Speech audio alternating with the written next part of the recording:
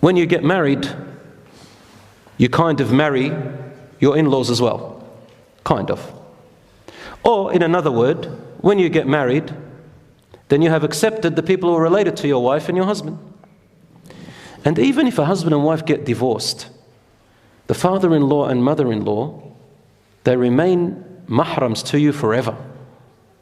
Forever. Do you understand? Why? Because you have grandchildren. And those grandchildren still want their grandfather and grandmother, even if you got divorced. So, when you marry them, your in-laws do have a certain right to courtesy. Now, I'll teach you very quickly. In dealing with your in-laws, make 3 circles. Small circle, middle circle, big circle. What are you going to put in those circles? I'll tell you. You and your wife, you and husband have to decide. Well, you work it out, inshallah. It takes a few years actually to get everything into place.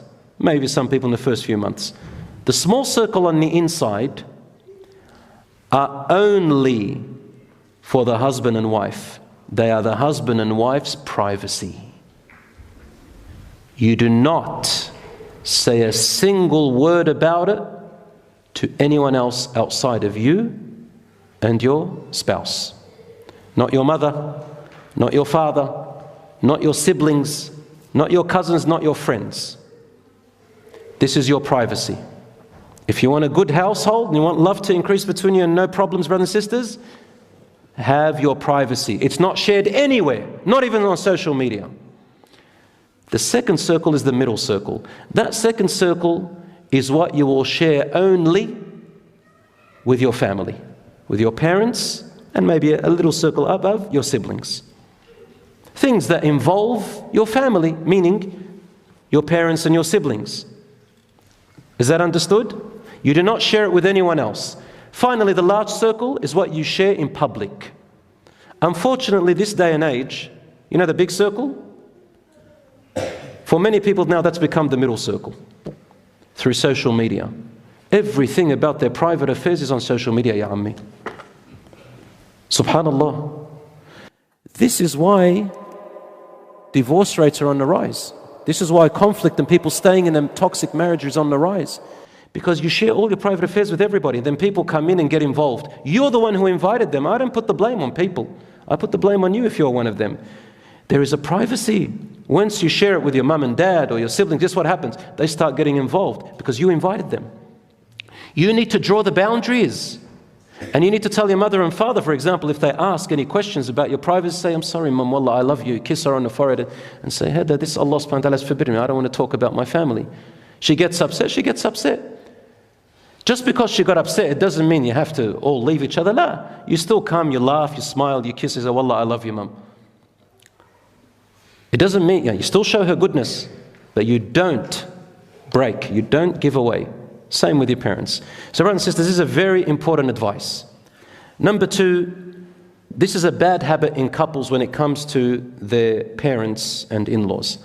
They tell their parents and siblings everything. Every time they're upset with each other, they go and tell their sibling. He goes and tells his sister. She goes and tells her sister. They go and tell their mum and dad. Brothers and sisters, let me tell you something. Husband and wife will have conflicts all the time. You guys are learning about each other. You'll probably resolve your conflict in 3 nights. But your parents, guess what? For the next year or 2, they're thinking about it. In fact, you would have probably placed an opinion in their head that your wife's a bad woman or her husband's a bad man. Do you understand what happens?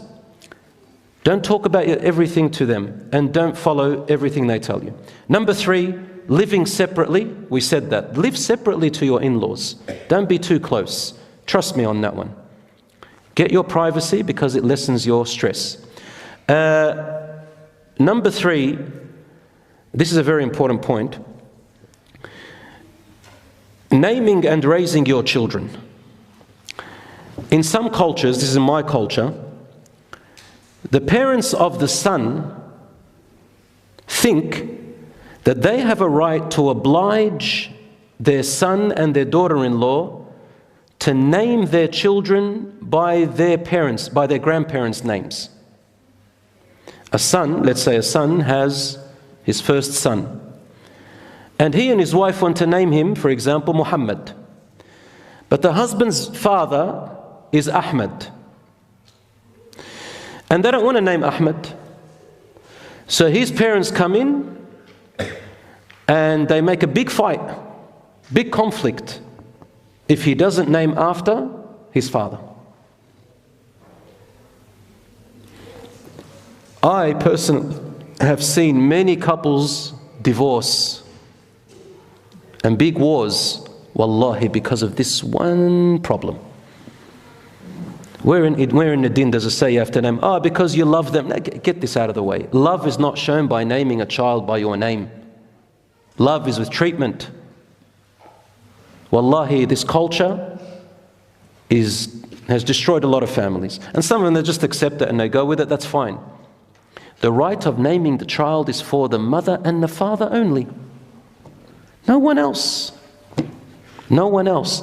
Allah, I know families, the mother, the grandmother or the grandfather, they told all of their son's siblings to cut him off and to hate his wife because he didn't name after his father.